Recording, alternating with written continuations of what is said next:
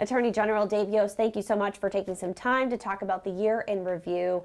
Lots of topics to get to. Let's begin with the Google search lawsuit. We know that you filed that suit and a trial date has been set for 2024. What is the state seeking in that lawsuit?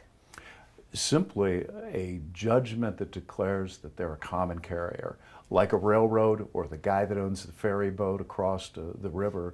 You have to take all comers and treat them all fairly, treat them the same. We're not looking for damages. We're just looking for the heightened legal duty that you have to treat everybody the same. Ohio's the first to file such a lawsuit. Have you heard from your colleagues in other states that others may join? Well, this is under state law, but I can tell you that people all across the country are watching this lawsuit. It's the only one like it that's been filed, but most states have a common carrier, common law, or a statute.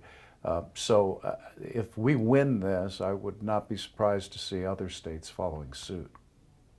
Just a few weeks ago, we learned the conviction of George Wagner IV. That was part of the Rodin family murders, something that was investigated for years by BCI. Want to know your reaction to that conviction? Well, justice was done, and just what a horrible crime. But it illustrates why my office and BCI exist. You know, in Ohio, law enforcement's a local affair. There's sheriffs and prosecutors and chiefs of police. We don't have a state police. But when a crime like this happens in a place like Pike County, small county, not a lot of resources, how do you possibly investigate that? Justice shouldn't be dependent on how much money you have as a government. It shouldn't matter how many people are there to support the government's work. And there's no more important work than bringing murderers to justice. So I was so excited to see the jury reach that verdict, and very proud of our team at BCI that did so much to bring this case, crack it, and bring these folks to court. And I also want to ask about abortion. We know Ohio's heartbeat law temporarily took effect over the summer, and in that time we learned that from Columbus Police that a 10-year-old traveled across state lines to Indiana to have an abortion. Now, prior to learning that from police, there had been an independent report from a local Indiana newspaper about that. And in that time, you appeared on Fox News casting doubt about that case. I've asked you this before, and now months removed from that, do you now think that you cast doubt too early? Well, the doubt was about the news story, not about a criminal case that didn't exist at the time I talked. But look, I understand, looking backwards, people heard things that I didn't say and were bothered by it. And I deeply regret the pain that people felt when they heard the reports. I am glad that this guy is in the dock.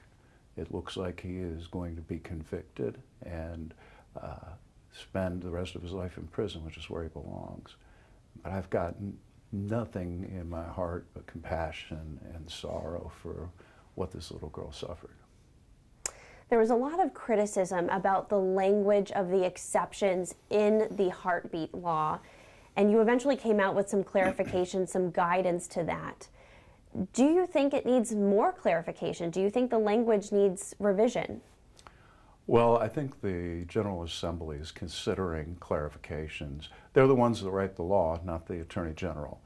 But I will point out to some of the critics of the current language is it was imported from the prior law. So that's been the standard since 2011.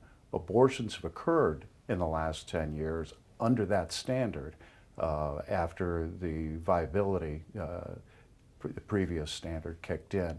You know, bottom line is from 2011 until this year, doctors seem to be able to understand what that language meant, and now the same language is in the new law.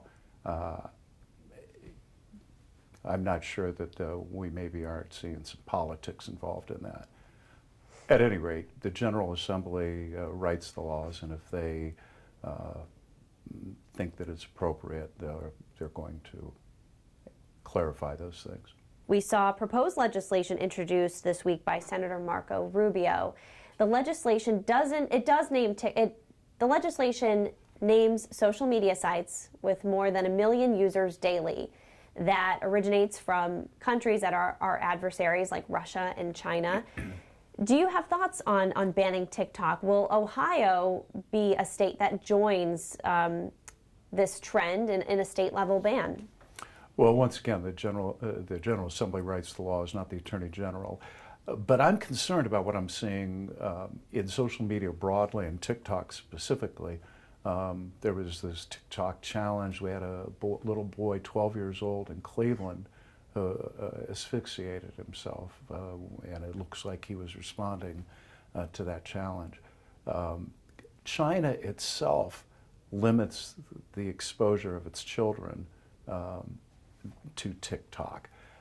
So I think that it's important for us to recognize that these powerful new platforms are playing with our brains in ways that we haven't fully thought through.